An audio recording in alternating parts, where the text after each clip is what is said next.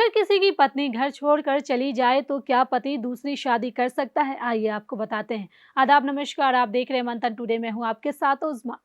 भारत में पति पत्नी के रिश्ते को केवल सामाजिक नहीं बल्कि धार्मिक और कानूनी रूप से भी अत्यंत पवित्र माना जाता है। यहाँ विवाह सिर्फ दो लोगों का साथ आना नहीं बल्कि 7 जन्मों तक साथ निभाने का संकल्प होता है। लेकिन जब यही रिश्ता कानून के दायरे से बाहर जाता है तो भावनाओं की जगह नियम बोलते हैं। ऐसा ही एक संवेदनशील और विवादित मामला महाराष्ट्र के नागपुर से सामने आया है, जहां भारतीय सेना के एक जवान की शहादत के बाद उसकी पेंशन को लेकर विवाद खड़ा हो गया। जवान के निधन के बाद जब उसकी दूसरी पत्नी ने पेंशन के लिए आवेदन किया तो पता चला कि पेंशन पहले से ही उसकी पहली पत्नी के खाते में जा रही है।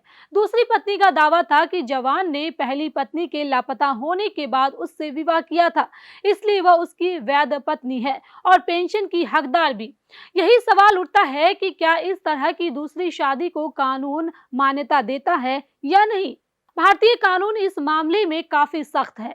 सामान्य तौर पर भारत में एक व्यक्ति को एक समय में 2 शादियां की अनुमति नहीं है। अगर कोई व्यक्ति पहली पत्नी के जीवित रहते बिना कानूनी तलाक लिए दूसरी शादी करता है तो यह अपराध माना जाता है। भारतीय दंड संहिता की धारा 494 के तहत यह सीधा सीधा गैर कानूनी है।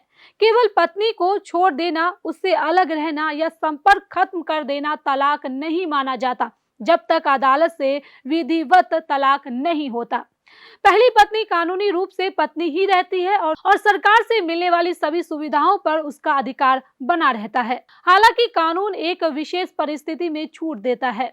यदि पति या पत्नी में से कोई एक व्यक्ति लगातार 7 वर्षों तक लापता रहता है और उसके जीवित होने का कोई प्रमाण नहीं मिलता, तब दूसरे को पुनः विवाह करने की अनुमति मिल सकती है।